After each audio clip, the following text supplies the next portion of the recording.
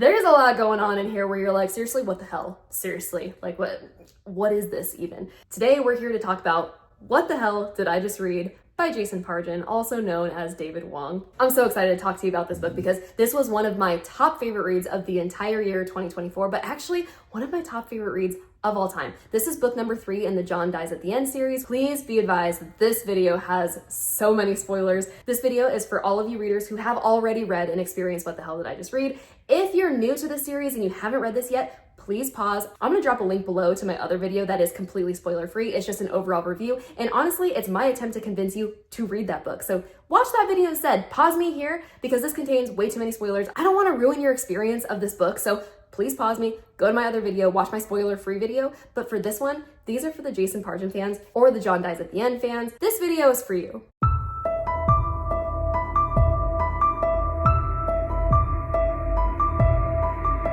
I'm so excited because I actually finished this book a couple weeks ago. I had to sit and think about this one for a while because there's a lot going on in here where you're like, seriously, what the hell? But it's so interesting, it's so captivating. Also, obviously, so funny. Jason Pargin he's truly in a league all of his own. There's no other author that I can compare him to, and I would consider myself very well read. I've never come across an author that's like him. Number one, I have never actually read any other satirical cosmic horror books, which I'm sure they exist. I just don't know who they're written by or what they're called, but this is truly just such an underrated, underappreciated series. And I think one day, hopefully, he will be appreciated for the genius that he's put into these books because they are creative genius. My fear with readers who encounter these books is they are gonna miss so much because they don't pay attention and they don't reread. You have to reread this series. I truly, genuinely feel you have to read these books at least twice, but preferably more than that.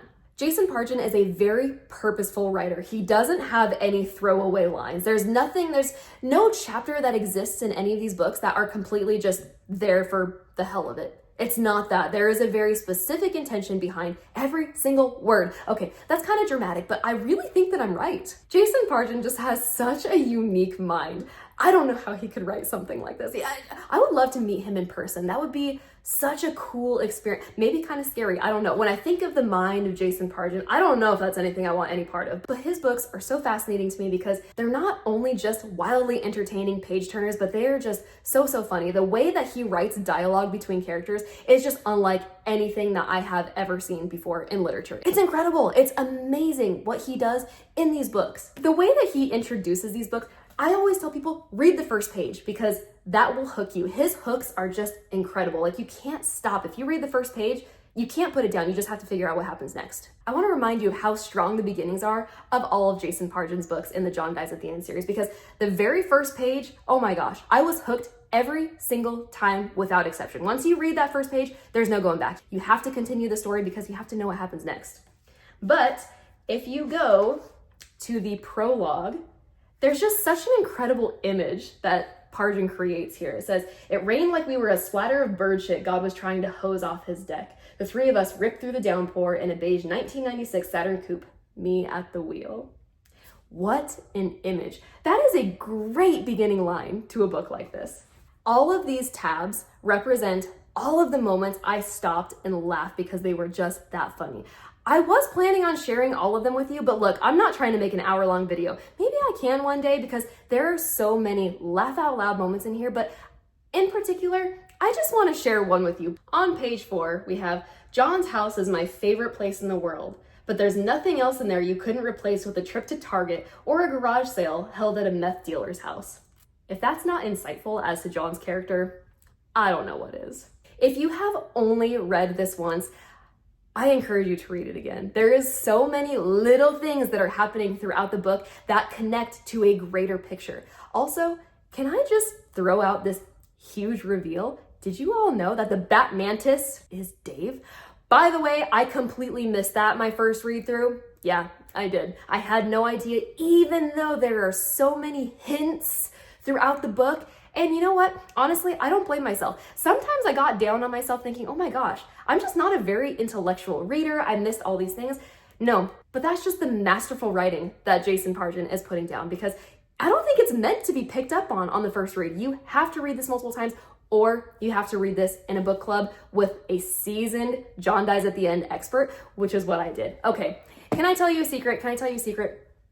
Not to lose credibility, but I've actually only read the first 3 books one time. The reason I know more about them is because I did a buddy read with a seasoned Jason Pargin / John dies at the end expert. He has read all those books so many times. So I got valuable insight after having discussions. And that part was just so fun for me because he revealed all these things to me and I go, oh my gosh, I completely missed that. And I honestly wonder, I like to say that I would have picked up on it on my own with my second or third read through, but maybe not, because they're kind of buried within the text. And if you don't pay attention, you're gonna miss it. So the Bat Mantis reveal was absolutely huge to me. I thought, oh my gosh, how did I miss that? There were so many clues along the way that I just missed. But I don't blame myself. I blame the masterful writing that Jason Pargin laid down. Now, I venture to say people who did not like these books, first of all, I don't get it, but I think that they just missed too much in order to appreciate this book. I don't know. I don't know what the problem was, but I don't really understand it. I must say, I was really, really worried to go into this one because I thought there was no possible way that Jason Pargin was going to top what he did in This Book Is Full of Spiders, but dude, you freaking did it. I was so entertained the entire time throughout this book. It was just as funny, it was just as captivating as This Book Is Full of Spiders. I've agonized over trying to rank these books. Okay, I will say, John Dies at the End, #1, is my least favorite of the 3 that I've read so far. But I give up trying to rank these. I don't know which one I like better. They are both equally phenomenal. And I agonized for way too long and I decided it's not worth it. I don't need to rank them. Why would I do that to myself? I cannot possibly pick a favorite because both of them are wonderful, but they have very different feels in them. With this one in particular, my gosh, I just felt for all of the characters.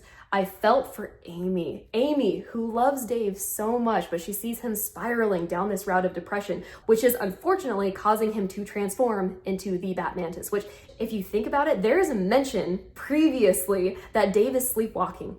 He's not sleepwalking, he's like sleep flying around, changing into monsters and stuff. Amy is at her wit's end and you just feel so sorry for her because she loves Dave so much. And the part where she's with not Dave and she feels this jolt of happiness because Dave appears to be doing well. He's fixed the leak in the ceiling, he's making waffles, he looks happy, he's applying to jobs, and she's just struck with this deep-seated happiness, and you're like, oh my gosh, that's so sweet, only for her to find out that's not Dave. That's not Dave. Dave is still in his pit of depression. Dave is still wallowing in self-misery. So you feel for both these characters. And when Amy realizes that, she's just so devastated that the Dave that she just experienced is not the real Dave. The real Dave is still down on his luck, really depressed, really not happy, transforming into a freaking Bat Mantis. Then you also feel sorry for Dave because he's in this loop where he just can't get out of his depression. He's feeling sorry that he's financially reliant on Amy because he's no longer working at Wally's Video, where he's been working for many, many years. So he suddenly is not making any income. He's relying on Amy and he's just sad about it. Don't even get me started on John. John, you're spiraling, dude. You're going down this dark path of really hardcore drugs. That's not good, bro. That's not good. So this one just had such a different feel to it, but I really, really liked it. I would say I say this hesitantly, but I feel like this book was a lot darker than This Book Is Full of Spiders, which is weird to say because the humor was plentiful in here. There was tons of humor, but my goodness, just the overall mood and the somberness of the characters, they really pulled at my heartstrings. So I don't think I'm alone there. You have Dave and John who are on the soy sauce, so they know that these kids are not kids, they're maggots. But Amy's not seeing that. And it was so interesting to see because Amy's not on the soy sauce, mind you. So she's seeing kids who are missing and she wants to help the families and she feels that compassion, but she knows that Dave and John know better, but it's hard for her to kind of just what she goes through. I can't even freaking imagine. Actually, I can't imagine any of the things that any of these characters are going through. It's just such a wild ride. I really, really enjoyed it. I'm so looking forward to starting book #4. If this book exists, you're in the wrong universe. Super, super stoked about that. I'm going in with a little bit of concern for hoping that it is just as good as these two, but you know what? Jason Pargin's not gonna let me down. At this point, I already know with pretty much 100% confidence that I'm going to love it. Even if it doesn't live up to these two, I think I'm still gonna enjoy the ride. I also am just dying to know what happens to John, Dave, and Amy next. At this point, I'm obsessed. At this point, I'm invested. I just have to know. So going up at the top of my 2025 TBR is book number 4 of the John Dies at the End series. If you have watched this video, I'm sorry, because I don't think I really had a purpose other than just to rave about his books. But if you've been along with me on this journey, thanks for sticking around. I hope you are also a fan of the John Dies at the End series. If you are, I hope you leave me a comment. What book in the series has been your favorite? Have you purchased your copy of Jason Pargin's newest book? I just went to Barnes & Noble recently and picked up his newest book. I'm starting to worry about this Black Box of Doom. That has such a fascinating premise. I really cannot wait to dive in, but I have to finish my Dave and John journey first before I do anything else. But I am really interested because apparently this new book of his follows a driver who encounters a woman who's sitting on a huge black box. She offers him $200,000 to transport her and the box across the country, but there are stipulations. He cannot ask questions, he cannot look in the box, he cannot tell anyone what he's doing, where he's going, and we have like, what's in the box? As Brad Pitt says, what's in the box? So super, super excited, but first I have to get through number 4 because I can't abandon John, Dave, and Amy. I feel like they're my friends at this point and I need to see it through. So super, super excited. Again, I don't think I really had a point in this video. I just wanted to talk about what the hell did I just read because I had such a lovely experience with the book and I hope you did too. So if you're still with me, wow, I applaud you. I thank you for your support. I love doing these videos. I really enjoy reading and talking about everything that's going on in these books because there is a lot to talk about in these books. Okay, look. I probably could have made this like an hour and a half long video at least to talk about all the things that I probably missed on my first read through, but you know what? I can't. There's so much. There is so much. I plan to do more content when I do my reread of all of these books, but that's going to be quite a while. But if you've read this book, I hope you enjoyed it just as much as I did. If you didn't, may I challenge you to read it again because it's going to be an entirely different experience. At least do this for me. Do a buddy read with this. Read this for book club or something because reading it with other people changes the experience and it changes it for the better. Because my experience with these books would be completely different had I read them solo. I would have missed 60% of everything going on in the book. I'm glad I had an expert along the ride with me because he really shed a ton of light on these books that I was just missing. So super, super grateful. Love these books. Have nothing but wonderful things to say about everything about these books, from the humor to the storyline to the characters, all of it. It's all good. It's all good. So let me stop there before I go on and on and on for no reason. So thanks for sticking with me and I hope to catch you in another video. Here's to 2025. I hope you find a lot of really, really good books this year and I'll catch you on the flip side.